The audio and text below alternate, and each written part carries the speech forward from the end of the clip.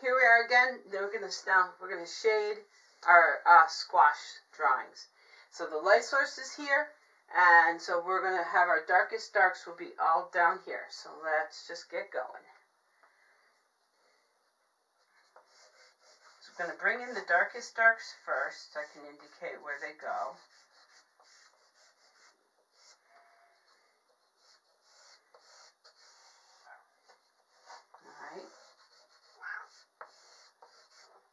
My cat has decided to come and visit us, and she's an old girl. She's about, what is she?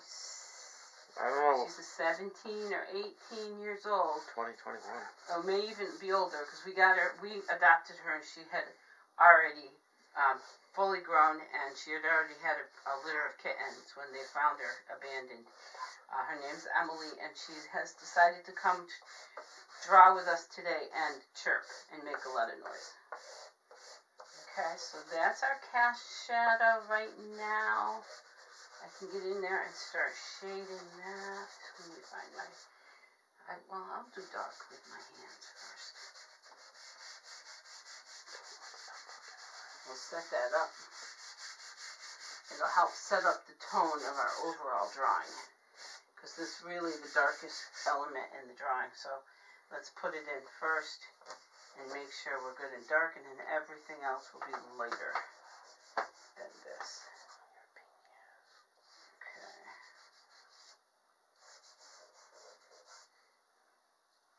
Alright, I want to control that already. That's pretty good. Happy with that. There's a little darker here. Let's go back and fix that. That's pretty good. And it's a little darker here. Alright. Step back. Let's see what we got here. That's good. Let's go into this cast shadow here and define it a little more. And again, this is how I choose to do it for this drawing series. If you prefer to work by protecting your whites and bringing in your light tones and slowly get progressively darker because it feels less scary, go that way. Go the way that feels best for you. That is another way of working, is just wear your lights, avoid just, getting too much charcoal in the brightest lights of the drawing, and then you slowly build to your darkest darks, and you bring your darkest darks in last so you feel less like you're stuck with it if it's too dark. And that's another way of working, and that's perfectly acceptable. Okay. Let's just might as well just get this whole shaded area in right here. I wanted something kind of darker here and lighter all around this form. Is a nice cast shadow, so let's bring that in. Alright. It's too dark. Let's get in there and remove some charcoal. I don't want to be in your way. Okay. And again, I may have some distortions happening. I tried the other day with my box. I thought, wow, that's a little too long. But the distortions happen because I'm working at such an angle from the drawing, trying to stay out of your way so you can see what I'm doing. I've watched a lot of YouTube artists, and they're pretty good, but they're in your way, and you can't see what they're doing. So I can't actually say that's a good video for you to watch. So I've been trying to figure out how to do this and not be technically in your way. And sometimes I get a distortion that I don't see until I've done drawing. And I'm trying to get this done in a half-hour segments. I don't want to go over a half an hour because it's too long. And you're just going to be like, oh my God. So half an hour is a good amount of time. And if you need to watch it more than once, watch as many times as you need to. Go back to whatever it is you're having trouble with. The other thing is, when we get to something like glass, because that's coming up, I think, in 2 or 3 lessons, we might have to do 3 videos for that. We may have to do contour, shading, and then we might have to do a detail layer. We'll see how it goes. because that's when you start to get into extreme detail, and that's from that point on we may end up having to have a detail layer. Alright, so we're shading across the whole bottom. I decided just I'm going to get the background in and done. And then we will go back to the objects and bring them in, which is a nice way. And I do this often, especially with painting, because it allows the objects to sit on top of their ground. So let's try this with drawing as well.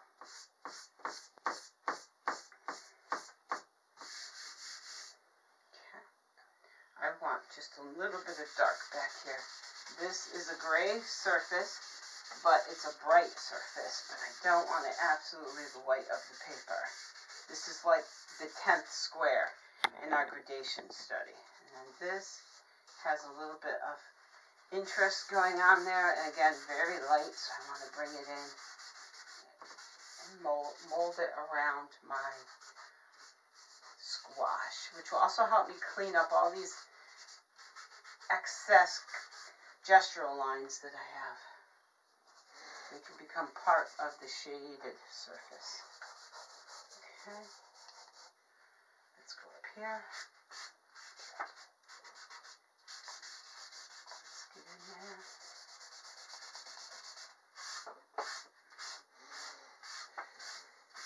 Another technique is to shade the way you want the viewer to see. Remember, we talked about shading right into the object so that you don't have a haloing effect.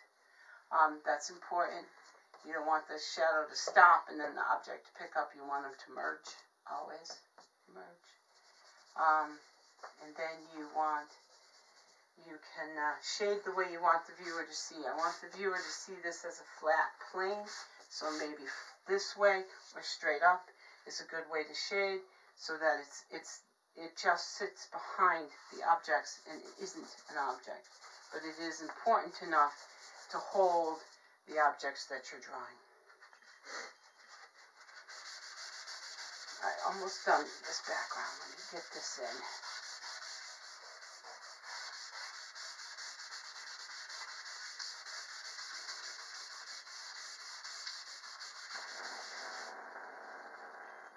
Okay, let's see what else we have going on here.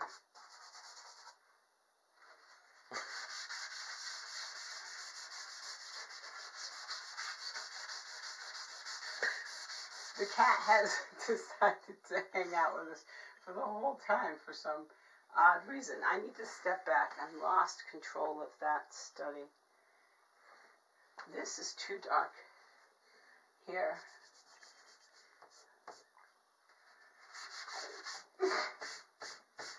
Alright, that's good. I'm happy, almost happy with that. I'm happier with that triangular dark behind there than I am with this one. So let's try to figure out what's going on here. I have this kind of interesting slight pattern of fabric and fold that actually makes a background look like it's going behind the squash, and I think I just need to darken it, and I've done that, and I'm going to be happy with the background for now. We may make some changes later, but for right now, our background is close to done. We may have some more shading to go in with this under the squash. Alright, so now let's start working on this one. This is our brightest bright. We have not yet used white charcoal, so we can decide today. We will by when we bring in the we will possibly when we do the what is it called, the bottles. There is a theory, an argument that the white is not necessary in charcoal drawing, that the white of the paper should always be your highest white. That's the way I was trained by a Russian instructor. His name was Mark Milov. He didn't use white. He didn't allow white until like later into his classes. He said no, the white of the paper is the white, and you just go back to the white of the paper. So there are different ways of doing it. I've learned over the years, if the white works and helps you out and gives you what you want, you're fine. I had an excellent drawing student who came through. He's at Rochester Institute of Technology now, I think, finishing up his degree. Eric did a series of all his drawings were, when I sent him home to do the 10 gradation study, and there was white charcoal in his kit. His entire gradation study was made by using the blackest black and then slowly adding more white charcoal with the gray, so it was quite beautiful by the time he brought it in, and unusual, and it worked for him, and that's how he drew the whole semester. He kind of turned charcoal into pastel, and he added white. So he had black, white, and every tone of gray with the two mixed. And it was quite beautiful, and you can't say that's wrong. It's just different. So you are allowed, in my class, to throw the white chalk in whenever you feel you need an extremely bright white. Please bring it in, use it.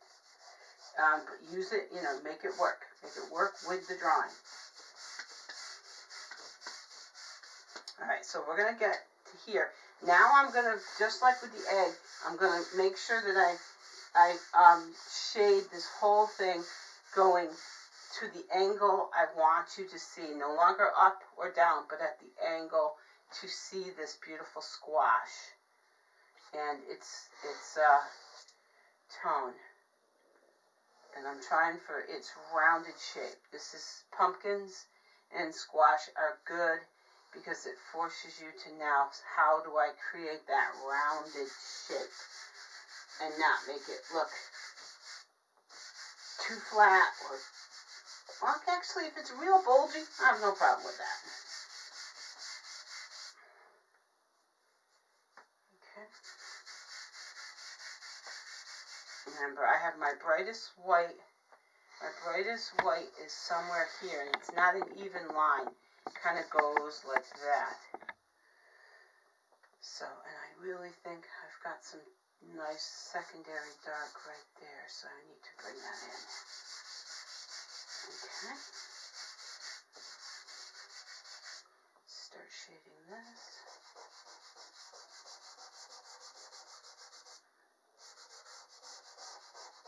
And then this one has to come in very lightly.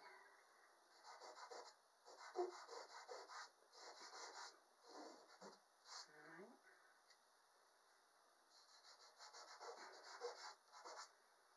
Okay. Now, how sharp that is, I have to step back and see. But I'm going to bring this in because I know that's darker there, into here, and then this has to have a tone because it's behind, so I'm going to put some charcoal right on my palm and pull, pull, pull. I've got a lot of gestural lines under mine because I have to draw so heavy so you guys can see the line. Doesn't bother me. It's the history of the marks that was made to make this thing exist in space, and I actually don't mind that. I actually think that's quite beautiful. Let's step back. That's actually looking pretty good. This is too light, and this has to get resolved. So let's go back in and start darkening this.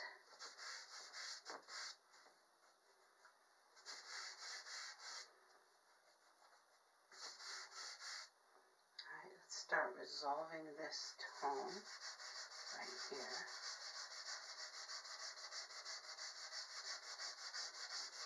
Okay.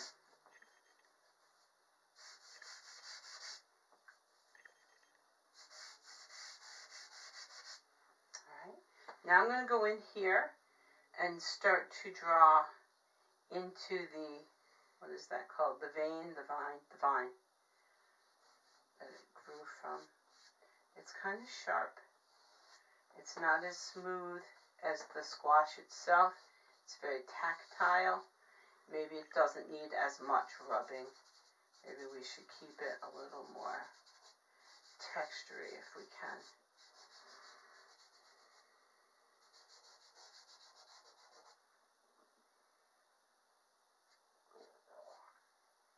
Okay.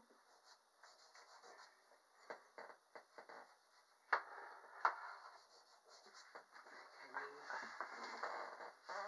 my erasers in here because I want to make sure I keep a lot of texture on this. Oh, I like that. Kind of a nice smudgy, somewhat drawn line from the eraser, my Mars, or white plastic eraser, or Mars. It has different names. I'm not sure what it's going to be in your kit, but it should be one of those because that was the only things I asked for. It's starting to kind of cover it up. Okay, there we go.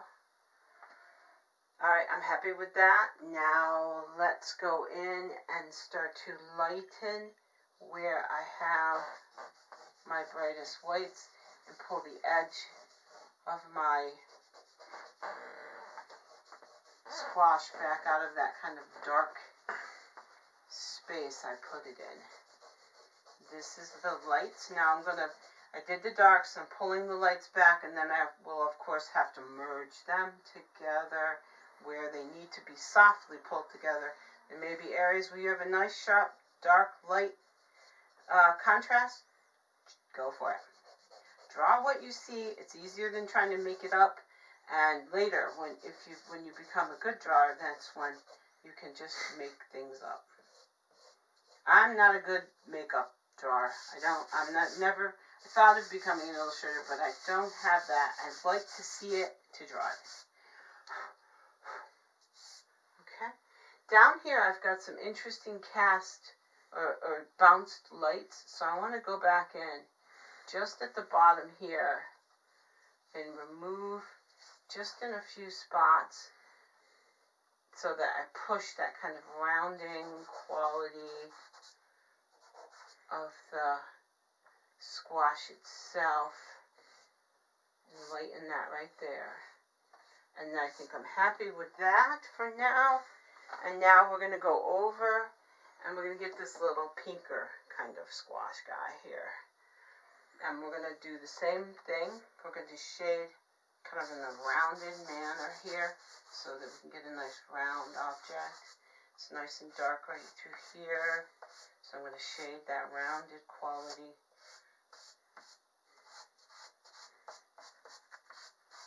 Alright.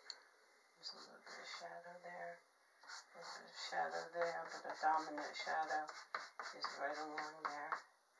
And it's a little bit darker here too. 10 minutes to go. 10 minutes, okay. Thank you.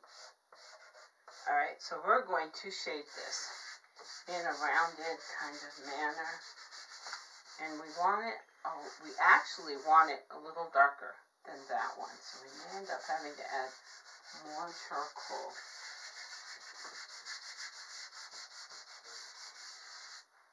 Yeah, more charcoal.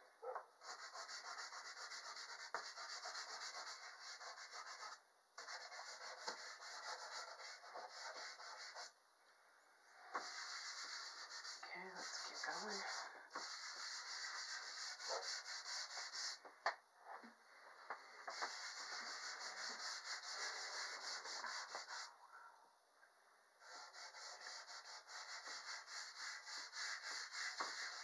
Alright, now we need to tone this a little lighter, but it needs a little bit of tone. So I can drag the charcoal around.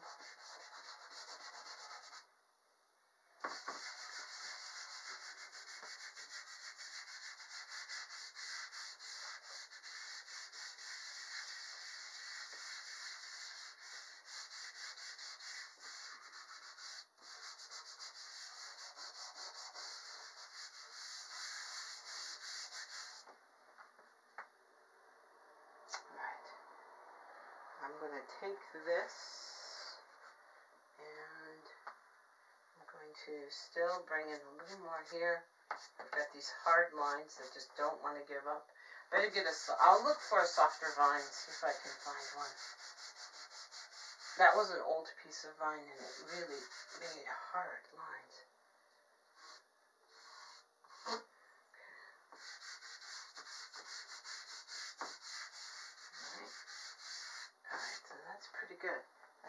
pretty much the dark I want for her. For this one, I call it a her. I don't know why. All right, now let's see. Let's get in here and control our shape.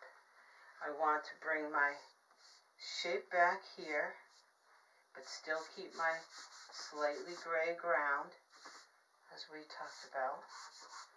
I want to bring in, there's a nice little shadow right here, secondary shadow. And I want to control that. There's some nice lights going on right here. I'm going to bring them back in. But I also, at the same time, I want to bring them back in, but I want this kind of standing out, almost subtle edge. So I want both. I want light and I want a subtle edge at the same time. So I got to kind of negotiate that happening. I'm drawing with my eraser to get my light source back in to my squash. There's a nice little dimple in the squash right there. And I don't want to lose that. If I can keep it, it has a nice quality of a squash to have that nice kind of just a bump in. Right? Let's go into here. Let's get into here. Let's get into here. This squash is way smoother. It doesn't really have a whole lot of these kind of, I don't know what you call those lines. I'm sure a botanist could tell me. It doesn't have a lot of those. It's a smooth squash. So we give it a smoother surface. Has a little bit of it here, but not much. Alright, so I'm pretty happy with that. Not happy with this corner and how the two worlds meet, the object and its cast shadow. So I'm going to fix that there. Try to get this to behave itself. The cast shadow needs to get darker right there. Alright, and I need to make sure this is not haloing. There we go. So, okay. Now let's go up to the top here. Up to the top we have similar going on here. We have some darks right here. Nice darks. That's really beautiful dark. We have another dark happening right here. And then there's another secondary dark. The whole top is just a little toned. And then we need to go in with our eraser and kind of clean it up.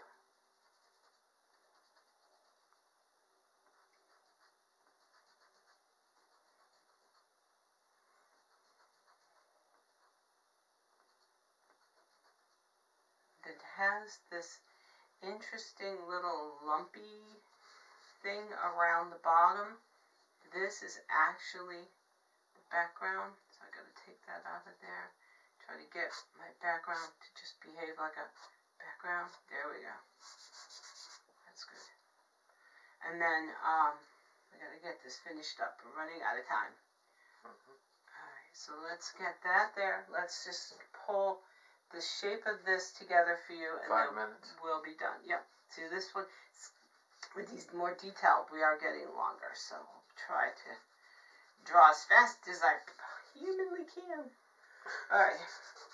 I want, here I actually am going to shade the background a little bit darker, just a tad bit darker. Get in there quickly so you can see it. And then I'm going to go in with this eraser and indicate the edge of this squash. And that is what I want. That's better. There we go. So there's a nice play between where the dark of the squash let go and the light of the squash happens. So that's fine. And it happens again up here, and it happens again here. okay, and it happens in this little round knob that attaches from the stem to the actual pumpkin, or not pumpkin, squash shape. And we can now lighten it here, and not as drastically, because it is not as bright on this side. And this can go this way, and I need to lighten this and this, and I think I am absolutely bare bones minimally okay with this. I think I do need, I lost my eraser. I do need to lighten it. I have to do this. I can't leave it and show that. This squash is starting to merge to that squash. You can probably see that. You're probably going, but look, you left it merged. I don't want it merged. So what I'm going to do is go back, erase this line, and that's in this squash, and that's going to be a nice crisp line. I'm going to pull it so I don't have to try to get my dirty fingers in there. And then this one belongs to this squash, so we're going to go back in and we're going to really pull that line up, and like we did with the egg and the other forms, merge it to the body, this body, not that body. And then that will allow you, I think this will work, it will create a divide from what is forward and what is behind. Let's see if I did it. And I think, and then it does the opposite on that side, and we have a very light kind of rebounced light source right there. Let me step back and see if I did it. Hey, I did it. Not 100% happy with that squash, but it's pretty good for how fast we had to work. So again, as always, send me emails, questions, concerns, issues, or if you're just having, I'd love to hear from you if you're saying, oh, you're enjoying this drawing. I'm happy with that too. That's even great. Just let me know how it's going. I'll see you at the help sessions. And remember, bring all your images